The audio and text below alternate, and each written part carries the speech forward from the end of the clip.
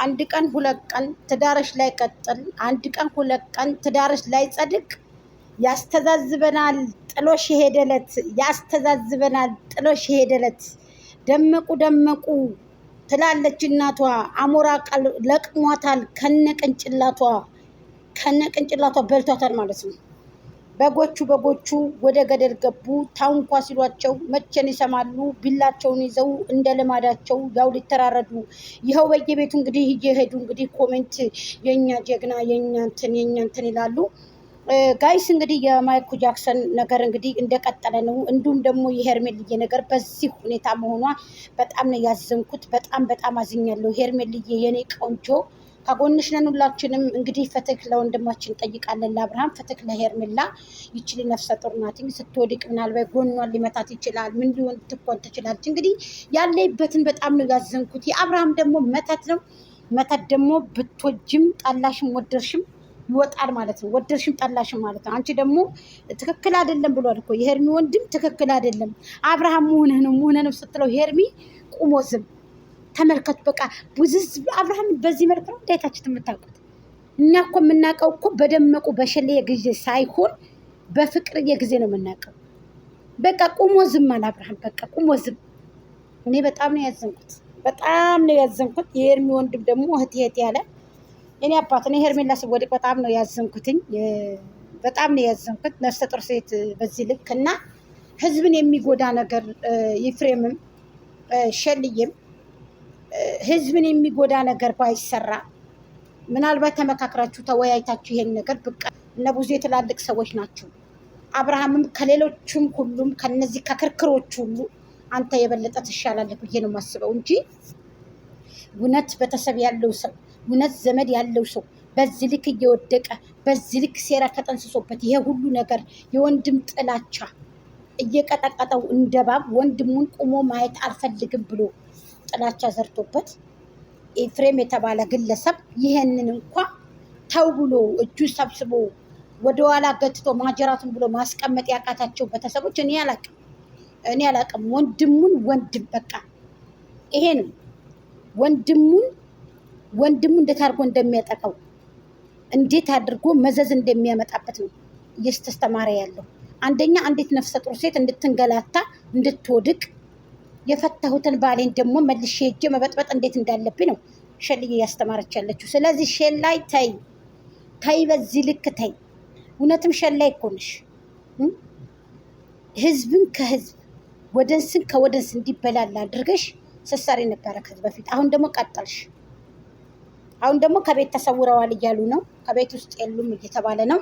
ሰዎች ሂደው አብርሃምን ይዘው ሸላይም ኤፍሬምም የሉም ይዘው አብርሃምን ተሰውረዋል፣ ከቤት ወጥተዋል እየተባለ ነው። ይሄን ልጅ እንግዲህ ወዴት እንደሚያደርሱት ወዴት እንደሚያደርጉት የታወቀ ነገር የለም። እንግዲህ ይሄ የትናንትናው ቪዲዮ ነው፣ የትናንትናው ቁራጭ ነው። ምንም የተቀጠለ ነገርም የለውም። በጣም ነው የሚያሳዝነው። ድጋሚ ትናንትናም እንግዲህ አይተነዋል። ግን ዛሬ በጣም የሚያሳዝነው የመጡ ሰዎች የሉም። እንግዲህ ተደናግጠው ምን እንደሆኑ የምናውቀው ነገር የለንም። ቤቱም ሄዶ ሲፈተሽ ቤቱ ባዶ ነው። ቤቱ ውስጥ ሰው አልተገኘም። በጣም ያሳዝናል። በጣም ነው የሚያሳዝነው። በጣም ነው የሚያሳዝነው። ጥቁር በጎች፣ ጥቁር ዶሮዎች፣ ነጭ ዶሮ ብቻ ነው ያልተደረገው። ተመልከቱ። ያ ማለት እንግዲህ ከጀርባ የሆነ በቃ የሆነ ነገር አለ ተብሎ ማለት ነው። እኔ በዚህ አላምንም ባይዘዊ ማለት ነው። አላህን የያዘ ሰው ወድቆ አይወድቅም። እንግዲህ ለሱም በዛው በእምነቱ ፈጣሪ ይርዳው። ሙስሊሞቹም ዱአ አድርጉለት፣ ክርስቲያኖችም እንግዲህ ደግሞ ጸልዩ። ሁላችንም ዱአ እናደርጋለን። ባላችሁበት ዱአ የምናደርግበት ብዙ ነገሮች አሉ። አገራችንስ በሱ እየተፋጀ ነው። ዛሬ አይደለም ወደ 7 ዓመት እየተጠጋን ነው። ከተገደን ደማችን ከፈሰሰ ከሞት ነው። ላኪን ግን ወንድማችን ጎረቤታችን በዚህ ልክ ስንከተለው የነበረ ወንድማችን አይዞክ ያለው ስንሰራ የነበረ ወንድማችን በዚህ ልክ ወድቆ በዚህ ልክ እንደዚህ ሆኖ ተንኮላሽቶ ማየት ለኛ እኔ ተገቢ ነው ብዬ ስለማላስብ በጣም የሚያሳዝን ሁኔታ ነው። እንግዲህ ደመቁ እየሄድሽ ያለሽው ይሄ መንገድ ለኔ ለአንቺም ጥሩ አይመስለኝም። አንቺንም ይጥልሻል። ቀጣይ ይሄ ነገር አንቺ ላይ ቢደርስብሽ እኔ እንጃ። ይሄ ህዝብንና ህዝብን ቤተሰብን የሚያጋጭ ነገር ነው። እናት አባትን የሚያጣላ ነው። እናት አባቶችሽንም ግጭት ውስጥ ማስገባት ምን አስፈለገ? እንደገና ደግሞ ልጅሽ የልጅሽን አባት በዚህ ልክ አድርገሽ ነገ ጧት አንቺ ልጅሽ እንደማይበቀልሽ ምኑን ታውቀዋለሽ? የእናት አባት ጭቅጭቅ ልጁን ይዞ ይሄዳል ይባላል። አዎ ይባላል። መባልም ብቻ ሳይሆን ይሆናል። ግን ልጃቸው ምንም ነገር አይሆንባቸው። አለ ያሳድገው ልጁን። ህፃን ልጅ ነው፣ ገና ጩጬ ነው። ግን የእናት አባት ጭቅጭቅ ለቤት ሰላም ያመጣል ብላችሁ ታስባላችሁ? ሰላም አያመጣም። አንዲት እህት ልጇን ይዛ ትሰራ ነበረ። እንደ ምሳሌ ልስጣችሁ ልንገራችሁና ማለት ነው። እህቶቹ ቆም ብላችሁ አዳምጡኝ። ጭቅጭቅ ባሏ ጋር ገንዘብ ስጭኝ አትስጪ ጭቅጭቅ ሲጨቃጨቁ እነዛ ሰዎች ልጅቱ በመሀል ትደክማለች። አንድ ሴት ልጅ አለቻቸው ቆንጅዬ የሆነች እና ልጅቷ ደከመች። እናቲቱ ሐኪም ቤት ይዛ ሄደች። እቃም አልነበራትም፣ መኖሪያ ፈቃድ አልነበራትም። ይዛ ሂዳ ጠዋት የሄደች ማታ ወደ ቤት መጣች። ወደ ቤት ስትሄድ ወደዚህ ወደ ቤት ይዘሽ ታልመጣሽ ብሎ ግብ ይገጥማል። ያ ባልየው ማለት ነው። ተመልከቱ። ከዛ ደግሞ ከሐኪም ቤት ውላ ተመልሳ ደግሞ ቤት ተመልከቱ። ስራ ቦታ ነው ያደረችው። ከስራ ቦታ ልጅቱ የደከመችው ለምን? ባልና ሚስቶች ጠብ ስላለባቸው፣ ባልና ሚስቶች ጠብ ላይ ስለነበሩ። ስለዚህ ይህ መዘዝ ተረትም ሳይሆን እውነት ነው ማለት ነው። እና ልጃቸውን እንዳይወስድባቸው የጭቅጭቅ ሲሉ ተዉ፣ በልጃቸው አትምጡ፣ እኔ የሚቀርባችሁ ተዉ፣ በቃ ይሄን ነገር አትተንፍሱ። እንግዲህ የአብርሃም ነገር ፈጣሪ ገላግለው ከዚህ ነገር። ሄርሚስ ያለችበት መንገድ ምን ይመስላል? ሄርሚዬስ ያለችበት መንገድ ያለችበት ኬዝ እንዴት ነው? በጣም ነው እኔ እንጃ። እኔ ትክክል አይደለም ልክ አይደለም ሲሉ ወንድሟ እህቴ ብሎ ቅፍ ሲያደርጋት ተወደ ደነገጥኩኝ። እንዴት እንደወደቀች እኔ ደንግጫለሁ። እና እባካችሁ ብሊስ ምን ሼር አድርጋችሁ አድርሱልን፣ መንሽን አድርጉልን። ሰላም ጤና ይስጥልን። ውድና የተከበራችሁ የቻናል ቤተሰቦች በያላችሁበት በየዓለም ጥግ በየዓለም ዳርቻ ሰላማችሁ ብዚት ይበልልኝ። አላህ ሱብሃነሁ ወተዓላ ሰላም ነገር ያምጣልን። እህቶቼ አሰላሙ አለይኩም ወራህመቱላሂ ወበረካቱ። እህቶቼ ክርስቲያን እህቶቼ ወንድሞቼ ሰላም ጤና ይስጥልኝ ብያለሁ። ብሊስ መንሽን አድርጋችሁ ለአብርሃም ተደራሽነት ይኑረው። እንዲሁም እየቆረጣችሁ ደግሞ ምን አለበት ቲክታክ ላይ ሼር ብታረጉልኝ። ለምንድነው ሼር የማታረጉት? የኛ ልጆች ለምንድነው ሼር የማታረጉልኝ? ሼር አድርጉት ማለት ነው። ተደራሽነት ይኑረው ጋይስ። ስለዚህ ድምጻችን ይሰማ። ደመቁም ገደል ትግባ፣ ሄርሜላም ገደል ትግባ እያላችሁ ብዙዎቹ የምትሉ ሰዎች አላችሁ። አብርሃም ለሄርሚ መስዋዕት ከፍሏል።